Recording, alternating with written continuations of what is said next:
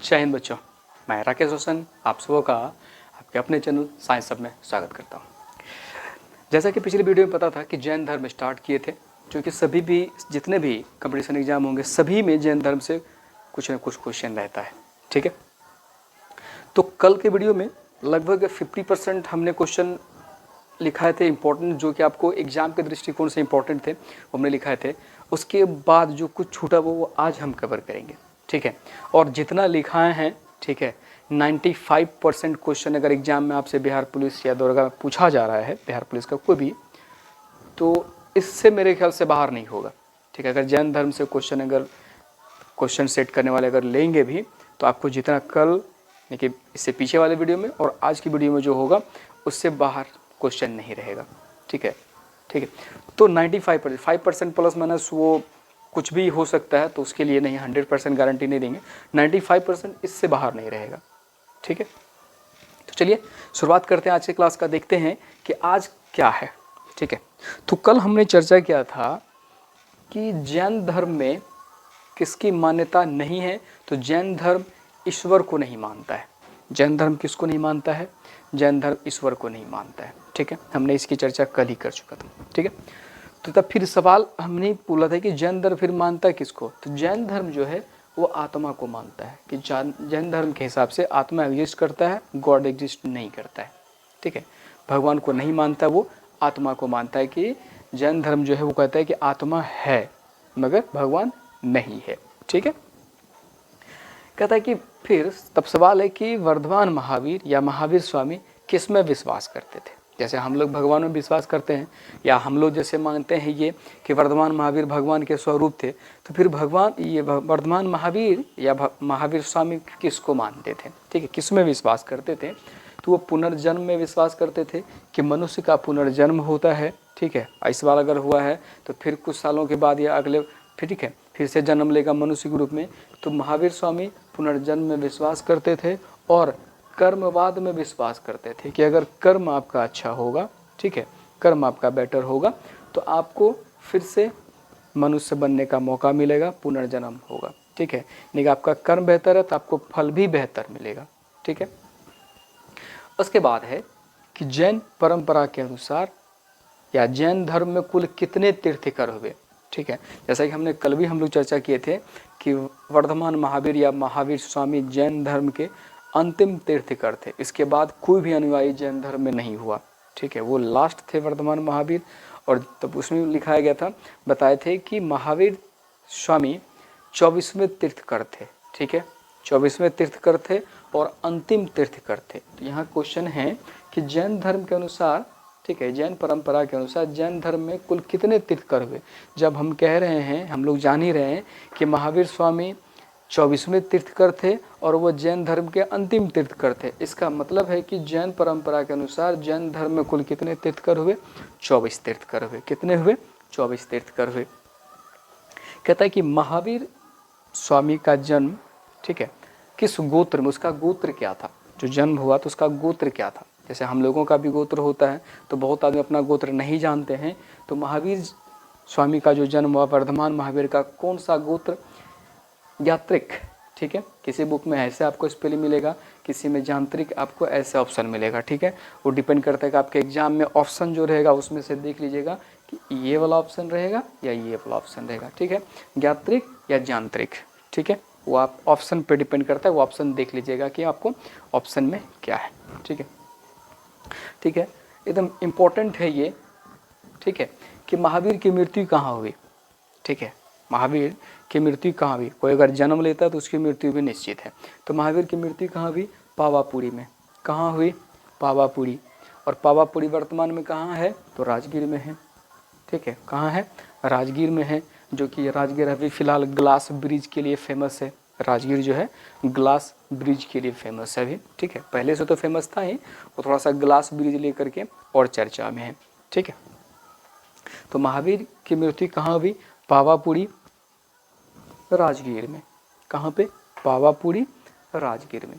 फिर उसी में सवाल आता है कि महावीर स्वामी या वर्धमान महावीर की मृत्यु कब हुई? मतलब डेट बताइएगा। ठीक है, कब हुई? तो 468 ईसा पूर्व कब हुआ है? 468 ईसा पूर्व, ठीक है, 468 ईसा पूर्व।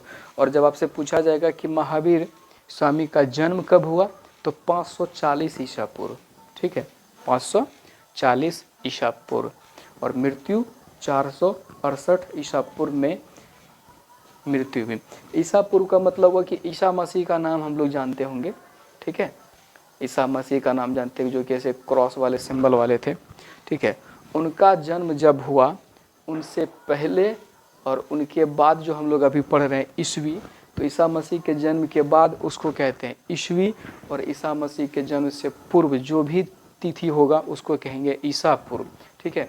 तो इसके जन्म के बाद हम लोग प्लस करते जाएंगे, बढ़ते जाते हैं, लेकिन जब ईसा पूर्व की बारी आएगी तो हम लोग उसमें घटते जाते हैं, ठीक है, घटते जाते हैं। जैसे मान लीजिए इसका जन्म कितना हुआ था? 540 ईसा पूर्व में, और मृत्यु देखिए कब हुआ है? 468 ईसा पूर्व में। जबकि एक्चुअली होना चाहिए, अगर 540 है तो जब आदमी का उम्र बढ़ेगा तो ये संख्या भी बढ़ेगी, तो लेकिन यहाँ नहीं है।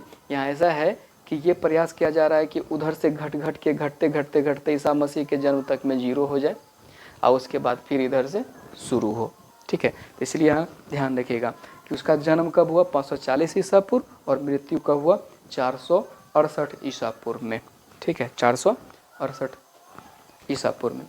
फिर सवाल है कि महावीर मरे तो उसकी उस समय कितनी आयु थी? महावीर जो मरे 468 ईसा पूर्व में, तो उस समय उसकी कितनी आयु थी? उस समय उसकी कितनी आयु थी? 72, 72 वर्ष था। कितनी आयु थी? 72 वर्ष। कितनी आयु थी? 72 वर्ष। 72 वर्ष की आयु में महावीर स्वामी वर्धमान महावीर की मृत्यु हुई थी, ठीक है। अब इन तीनों को एक साथ जोड़ लीजिए। महावीर स्वामी की मृत्यु कहाँ हुई? पावापुरी राजगीर में, ठीक है। कौन से साल में? 468 ईसा पूर्व में। कितने वर्ष में? कितनी आयु में? 72 वर्ष की आयु में, ठीक है। कितनी आयु में? 72 वर्ष की आयु में। महावीर का मूल नाम क्या था? ठीक है, या कहिए महावीर का बचपन का नाम क्या था? वर्धमान, जिसकी चर्चा हमने शायद कल भी किया है, ठीक है।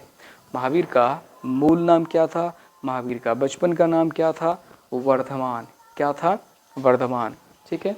कहता है कि जियो और जीने दो, ठीक है, खुद भी जियो और दूसरे को भी जीने दो। किसने कहा?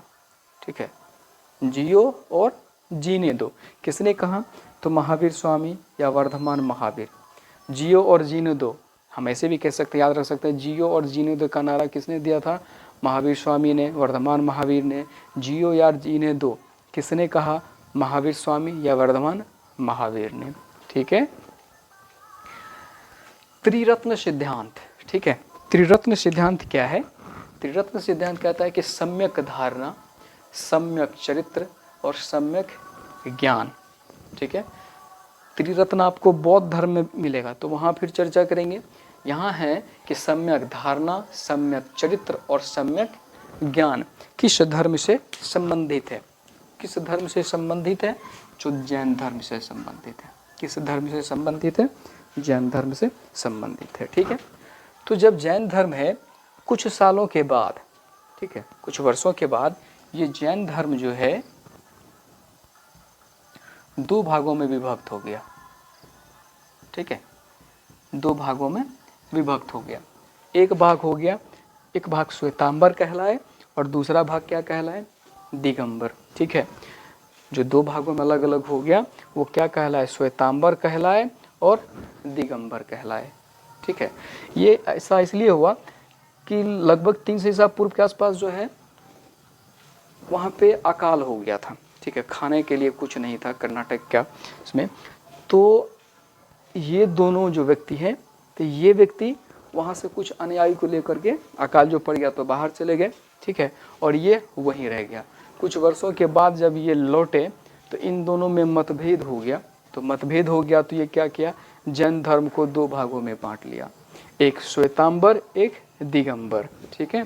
तो श्वेतांबर संप्रदाय के संस्थापक कौन थे? तो स्थूलभद्र, ठीक है। श्वेतांबर संप्रदाय के संस्थापक कौन थे? स्थूलभद्र। श्वेतांबर का मतलब हुआ कि देखिएगा कभी कभी श्वेत वस्त्र धारण करने वाले मिलेंगे कुछ, ठीक है। श्वेत वस्त्र धारण करने वाले मिलेंगे। तो जो श्वेत वस्त्र धारण किए हुए श्वेतांबर हैं और इसके संस्थापक कौन है?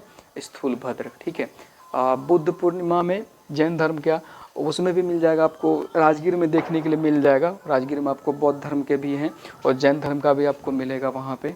ठीक है, और दिगंबर, ठीक है, जब आप राजगीर जाइएगा तो आपको ये वाला भी ऑप्शन मिलेगा। दिगंबर कहते हैं नग्न रहने वाले।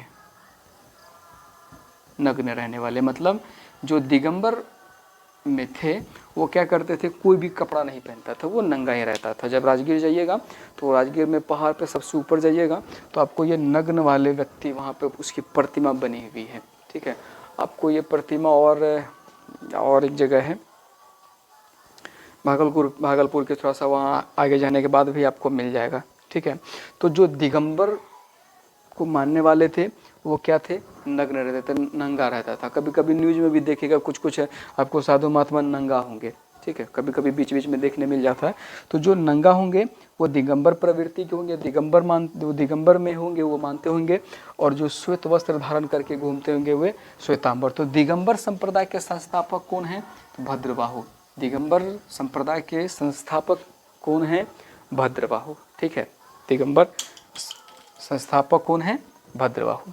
ठीक है, अब सवाल है कि जब जैन धर्म का ज्ञान हुआ महावीर स्वामी को तो उनका फिर, जैसे हम लोग अभी कहते हैं कि सत्संग होता है या और कुछ होता है, तो वहाँ पे एक मीटिंग नहीं कहिए, एक पंडा उंडा लगा के सबको बुलाया जाता है, सुनता है अच्छी अच्छी बातें। तो वही बात है यहाँ भी कि महासभा, जिसको सभा कहते हैं। तो जब ज्ञान की प्राप्ति, तो जैन धर्म का प्रथम महासभा कहाँ आयोजित हुआ था? ठीक है, जैन धर्म का प्रथम महासभा कहाँ आयोजित हुआ था? तो कहाँ? तो पाटलिपुत्र में। कहाँ पे हुआ था? पाटलिपुत्र में। वर्तमान में उसका नाम अभी क्या है? पटना। ठीक है, क्या है? पटना।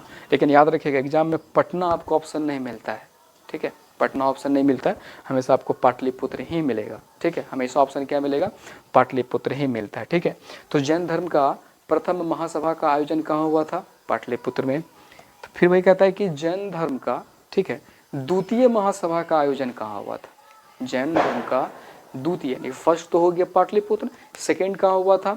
वल्लभी। सेकंड कहाँ हुआ था? वल्लभी में। सेकंड महासभा कहाँ हुआ? वल्लभी में। सेकंड महासभा वल्लभी में। और जैन धर्म में कल्पसूत्र, ठीक है, ये एक प्रख्यात, ठीक है, ये एक प्रख्यात है को पुस्तक होगी। ठीक है, पुस्तक है। इसके रचयिता कौन है? कल्पसूत्र। ठीक है, कल्पसूत्र के रचयिता कौन है? तो कल्पसूत्र के रचयिता हैं भद्रबाहु। कौन है? भद्रबाहु। कल्पसूत्र के रचयिता कौन है? भद्रबाहु। ठीक है, कल्पसूत्र के रचयिता कौन है? भद्रबाहु। तो ये था जैन धर्म का 95% क्वेश्चन अगर जैन धर्म से आएगा तो आपको इससे बाहर नहीं रहने वाला है। ठीक है, आपके एग्जाम के दृष्टिकोण से इससे बाहर नहीं रहेगा। ठीक है, तो ये जैन धर्म का आज यहाँ खत्म हो गया। अब हम लोग नेक्स्ट कल बौद्ध धर्म की चर्चा करेंगे। ठीक है, बौद्ध धर्म से भी देखेंगे कि उसमें से कौन कौन क्वेश्चन इंपॉर्टेंट है जो आपके एग्जाम के लिए एग्जाम में पूछे जा सकते हैं। ठीक है, 95% आपको जैन धर्म से क्वेश्चन यहीं से रहेगा, इससे बाहर आपको नहीं रहेगा। ठीक है, चलिए मिलते हैं फिर कल बौद्ध धर्म की क्लास में।